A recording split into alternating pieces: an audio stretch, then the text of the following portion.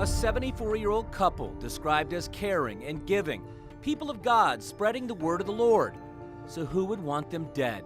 May 29, 2011, which was 7 years ago, that crime scene, of all the crime scenes I've been on, was the most unique by far. Boone County Detective Coy Cox says this is an old case and not a cold case because he carries it with him every day. I'm not a young guy, and I've made the comment to many people that the day this case is solved, I'll retire the next day. So yes, it would mean a lot.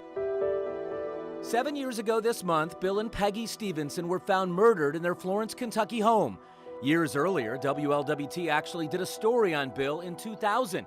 He was a deacon at a local church and oversaw the Truckers' Chapel on Kentucky 18, sharing his faith with men and women who spend most of their lives away from home and on the road. Breaker 19.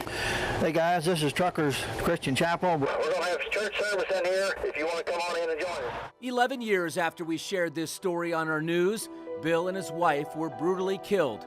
Cause of death, stabbing, and blunt force trauma.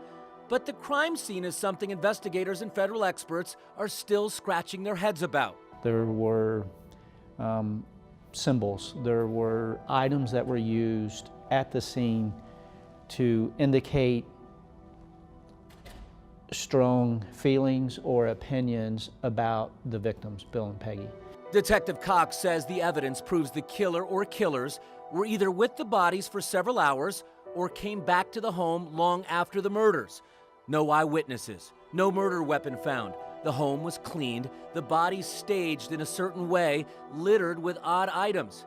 Cox won't call it a satanic ritual or sacrifice, but he does believe the killer was trying to communicate something. So tonight, the lead detective wants you, the person who did this, to get in touch anonymously, perhaps a letter with no return address, or a disposable burner cell phone. However you do it, Detective Cox is ready for you to reach out. I realize that you're not going to come and sit down and say, hey, I did this, let me tell you what I did. But the why, I think, would be part of what you want us to know, part of the message that you were trying to get to us.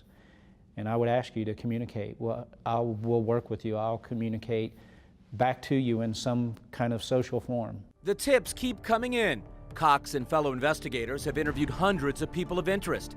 He says circumstantial evidence has narrowed down the search. We do have, I'm going to say individuals, plural, at this time, that we have been keeping tabs on for 7 years. Cox says he and his team are tightening the circle, constantly chatting with folks who have had dealings with these people of interest.